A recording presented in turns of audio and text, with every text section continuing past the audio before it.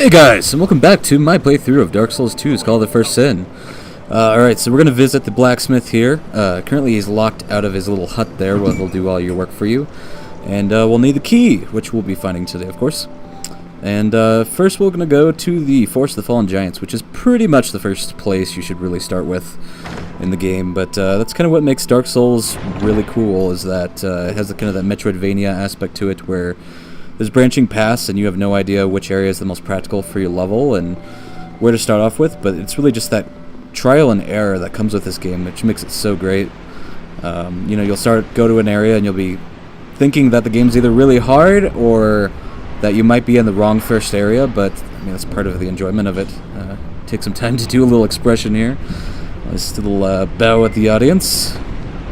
Oh man, I'm always way too impatient for these doors to open up. They're always so slow. Alright, now we're in. Alright, so down to the Forest of the Fallen Giants. I believe we have a little water area here. And if you fall in, you will most certainly die, which is a very easy first death for most people. There's a lot of areas in this game where it's really not entirely evident if you'll die or not when you fall into them. I think the running water there and, you know, kind of the blackness kind of implies that there's no ground for you to fall into, but nonetheless. Alright, we have another one of these pain in the ass ogres. I am definitely going to skip this one. They really are just kind of a pain to deal with. They're so bulky and they can take so much damage. Even when you're a high level build, they're still kind of a chore to deal with. But as you can see with these guys going down so quickly, pretty much this is the first area you should start off with. But I always like Hyde's Tower of Flame, and I feel like it's good to show off in the earlier videos and good to see kind of a little bit more of a challenge. All right, so we've got this bonfire lit.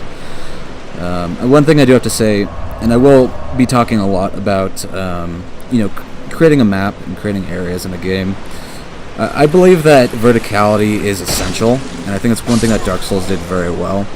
In Dark Souls, you're slowly ascending up to Anor Londo, which is kind of the sort of castle in the sky area, if you were to call it something like that. And that's, I believe, one thing that Dark Souls 2 didn't do as well as Dark Souls 1 is Dark Souls 1 you kind of feel like you're slowly moving up, you know, higher and higher, and you can kind of see the areas that you were at even just a few hours ago or even, you know, 30 minutes of gameplay before. And in this game you kind of just move horizontally throughout the levels, and you don't really feel like you can see areas that you've been to, and every area just kind of feels segmented and it just doesn't feel like it has much fluidity as Dark Souls 1. And Bloodborne does that very well as well. You know, you can go to this bridge and see an entire area that you were just in, and in some cases you can actually see the enemies that you fought, and it makes you feel like there's some progress, and it makes the world feel a lot more genuine, in my opinion. But nonetheless, let's go ahead and go up here and see what more enemies we have. This is going to be a little bit more of a challenging area. There's a lot more of these enemies that will pop up out of nowhere, as you can see. And it's going to kind of get them as gradually as you can without alerting the others. But alright, and as you can see, just plowing through these guys, really not too much of a challenge. Yeah, the guy gave me a nice punch in the face.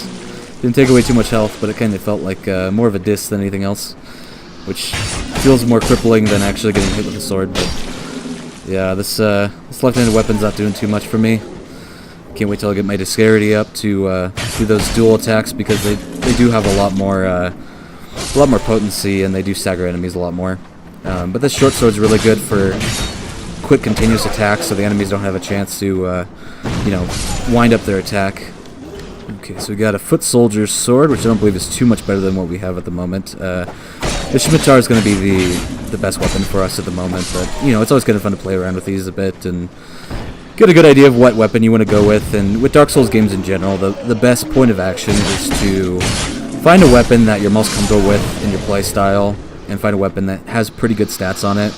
So when you start leveling it up, if you come across another weapon later in the game, it's not going to be something where you go, oh, well, should I go with this new weapon, or should I stick with this weapon, which it's always the benefit of a second or third playthrough. You have a good idea of which weapon you want to have near the game, which, you know, right here, where the corpse was, there was actually a Hyde's Knight, and we saw a few of them in the previous episode in the Hyde's Tower of Flame. They're kind of a pain in the ass to fight, but they do give you a pretty decent weapon that has a lightning enchantment on it, and pretty much the first time I played through Dark Souls 2, I used that the entire game. I'm not even joking. It was a great weapon. And of course I went with a very heavy build, so I had the sword and the shield and heavy armor, and I was pretty much a tank, which kind of makes the game feel a little less challenging because you just shield as much as you can. And I want to go with a little bit more lighter build. I feel like my skills gotten a little bit better, so a little bit more rolling, a little bit more quick attacks, a little bit more strategic. I think it makes the game a little bit more enjoyable. But anywho, let's go up here and oh shit. That's one thing enemies do in this game, which is kind of funny, is they'll, you know, foot you in the face if they're above you, or they'll try to attack you with their hands if they're below you on a ladder, which I think is a really good design. You know, it's kind of doesn't make the game feel really genuine when you're going up a ladder and the enemy's just kind of hanging out behind you, waiting for you to move, and it's just going off of its pathfinding. But all right, so and we have one of our first proper enemies for this area. These guys are a little bit more difficult, but still not too bad. I always love it when you can get an enemy to fall down to their death rather than by the sword. It kind of makes you feel like you, you know, you took advantage of the layout a bit more. Right, let's see what we got. It's always hard to find a good weapon here. Unfortunately, I can't repair that scimitar I broke in the previous episode when I fought the Dragon Rider Knight, because the blacksmith currently doesn't have the ability to get in his shop to fix that for you. So give me a moment here. Let me try to find what I want to do with these. Get a good attack pattern I want to go with. Beginning of the game doesn't matter too much. It's really just about flurrying enemies as much as you can, and dodging as much as you can to get a good weapon set, and you want to kind of go with a good tactic from there. I always love the sliding down a ladder thing in games. I'm not entirely sure which was the first game that actually allowed that, but when you really think about it, it's not the most practical way of moving on a ladder. You know, unless you have gloves or something on and you're really good at kind of sliding down. But if you don't keep the friction up, you're going to fall down pretty quickly and hurt yourself. But if you don't have gloves on, you're going to pretty badly hurt your hands. And, you know, you're imagining a world where ladders are presumably splintered and everything else. It could be quite painful trying to do that. I'm sure people have tried to do that in real life and seen some pretty terrible consequences from it. But I'm going to move out a little bit. Got these enemies a bit too aggroed here. That's some ridiculous damage. I should have missed that, but alright, time to Estus down. Glug glug. And yeah, the Estus pretty much is pretty prevalent in most of the Dark Souls game. Demon Souls had these herbs that you would take, but pretty much kind of operated as much as Estus. They gave you enough throughout the levels that it would pretty much be similar to getting 5 Estus. Oh shit, too many enemies. Too many. And so one thing I may go with a bit later in the game when I get more weapons is more of a lance build. They are great if you want to just lure enemies down a corridor and just attack both of them at once. Missed that item there, but I'll go back. That's fine. I think it's a butterfly flame or something, so pretty much just lights your torch on its own, which isn't too useful. I mean, one thing that they were really banking on when they were kind of talking about Dark Souls 2 before it came out was the torch.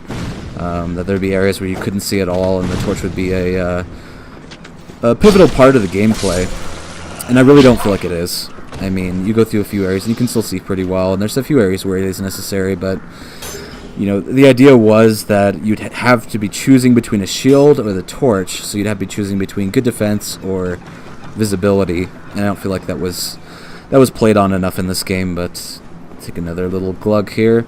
One thing I do tend to do in a lot of games, which tends to be a disfavor for me, is I do tend to, every time I see my health is just a little low, I tend to want to heal myself, so I have maximum health just to, you know, give myself a little bit more of an advantage. But you know, you waste a lot of those Essuses, and then you find yourself in an area where you need it badly, and you ended up using a lot of the leftover Essus to fill up your life bar, which is not very smart. But I try to stay away from that as much as I can.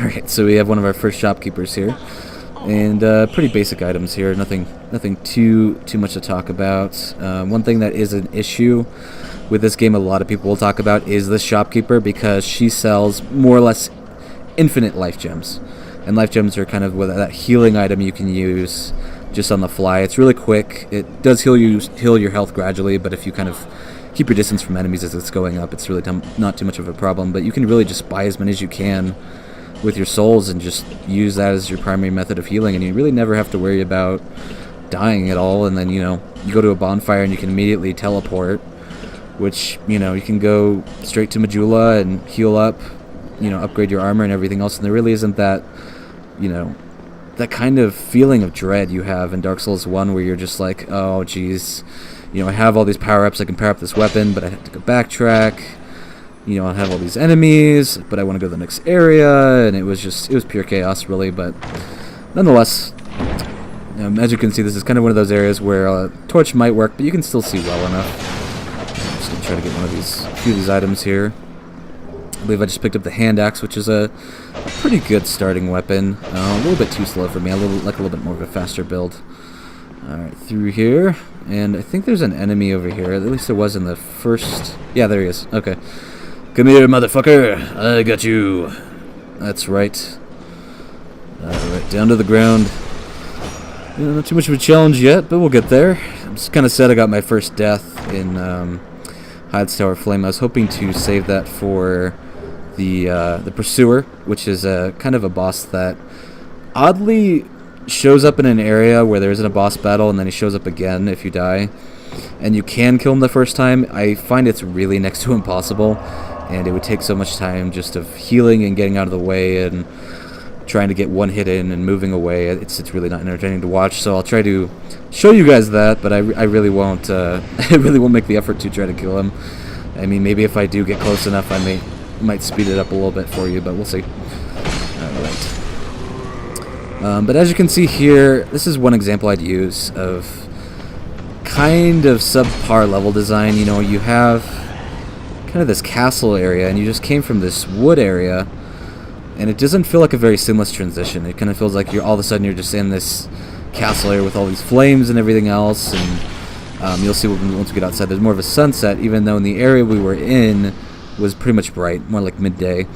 And it just doesn't feel like it ties really well together, but nonetheless. And I'll mention it when it comes up. Got this first area. Now it's locked. I don't think it was locked in the first version of the game, but I'm not entirely sure. There's a lot of small things they did with this game, small little changes, which I do appreciate in a way. Drastic changes you would have to do right, and you might kind of alienate your fan base if you completely change the game. Kind of like what George Lucas did, just adding in these unnecessary things to make it more visually appealing. But if you add in a little bit more depth and a little bit more challenge, I think it's a little bit more appreciated. But nonetheless, okay. Sorry, I did a little cut there. I had to take a little break from playing, but let's go ahead and go with the gesture. Hey, how's it going? Howdy-o, neighborino. Alright, so let's go ahead and go down. Alright, I keep checking my weapons. I don't feel quite happy with it. I feel like I was really comfortable with the Scimitar, but I can't fix it at the moment. Let's just see which shield has the best defense rating. I'll go with the Buckler. It's nice and light. Oddly enough, it has a decent defense rating, even though it looks so ineffectual for defense. You know, it'd be more useful if you were possibly going against someone with maybe a dagger or something. I wouldn't even know the use of something that small, but nonetheless, possibly as a melee item. You know, just to hit someone across the face or the chest and get them nice and disoriented, so you can get a nice, you know, stab in with the sword. But you know, who am I? I don't know too much about weaponry, but nonetheless. Alright. Oh, no. Okay. Yeah, as you can see, this guy's a pain in the ass because you fall just in the right area, so he can catch you every time and get a nice sword swing. So you want to do a nice roll once you get to the bottom. Alright, let's get down here. Yeah, and this area is kind of a little bit of a pain in the ass because you can fall into the water very easily, so you do have to be a little bit more careful. Alright, up we go. You know, you can see this area, there's a little bit of verticality, but not as much as I'd like. I feel like, you know, you're kind of gradually moving kind of across, and we'll be going up, you know, up atop the Forces area here, but really not much more than that. You know, even Demon Souls, I think, did it in a pretty good way. All the areas were segmented off, but, you know, they kind of felt like they were gaining momentum as you were moving through them. And with Dark Souls 2, it kind of feels like you gain momentum, and it kind of reaches a flux, and then all of a sudden it's just the area completely changes, and it's just kind of disorienting, and I don't really feel like you're moving around as much. It just kind of feels like you're just jumping to a new area.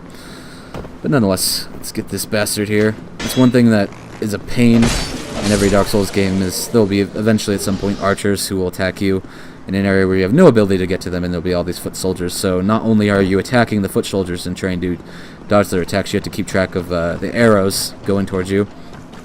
And if you keep a good eye on, good ear out on it, you can kind of get a good pace as to which they're firing, so you know exactly when an arrow's about to come to you. They do it very systematically, so it's not too much of a problem, but a little bit of annoyance. And that is definitely a death for most people. And every time I play this, I almost completely forget about this boulder. So that boulder came down from presumably up here, and we have an NPC up here who apparently pushed it down to us, which it's so big. That's another thing about the level design. It's so big. You'd presume that it was at the top there, blocking off the entrance area, but how did he get over there to push it down? It just makes no sense. Absolutely none. I'm navigating the continent to create a map. Okay. Got anything else? Come on. Well, when I first... it was... And I'll skip through these a little bit. You can kind of read it. I mean, NPCs in this game don't have too much to talk about, but... And the best thing to do with NPCs in any Dark Souls game is to talk to them as much as you can, because once you've exhausted all their conversation options, they'll usually give you an item or show up in Majula and be a shopkeeper, so it's always good to keep track of that. I really wish they didn't make it so you had to exhaust every dialogue option to get them to show up somewhere, because sometimes it does repeat, and sometimes you do have to make it repeat to have them show up or have them do a specific thing, and it just doesn't make much sense, in my opinion. Alright, so, yeah, I almost forgot which way to go. I forgot the ladder was there. So we're going to take the ladder back down. And so the weird thing about this area, it's its own isolated area, but really it's just leading up to the NPC, which I don't think is too much of a payoff. The guy will show up in the end house in Majula. It's called a mansion, but it's really just a larger house. And there will be options with the NPCs and him later on. You have the option to kill him at some point, and I believe he does give you an option an item at some point, but really not really worth it. I mean, you could probably speedrun past him and save a little bit of time, but a little bit of a completionist. I don't like to know that I have an NPC I haven't talked to and I haven't gotten all the options from.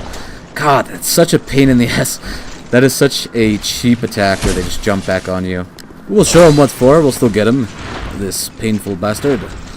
I mean, the funny thing is these guys have a really interesting design. These kind of turtle guys. They don't make an entirely great amount of sense. What I do like is the little touch where they have a little moss gathering up on the shell, as if these guys have been mainly stationary, just kind of walking around. It kind of makes it feel a little bit more immersive, since this is a little bit more of a mossier area. But let's see. I'm trying to get my items right again. Got plenty of healing items. Alright, so there's these barrels here. They're explosive barrels, so I want to aggro this guy's fire bombs onto the barrels, but the issue is, once they explode, they do a lot of damage towards you, so I'm going to have to avoid that. And of course we have these other guys who will aggro onto you at the same time. And it will actually open up to, once you explode the wall, it will open up to the area where the shopkeeper was, and the bonfire as well. And it makes it a little bit easier to traverse the area, which I like.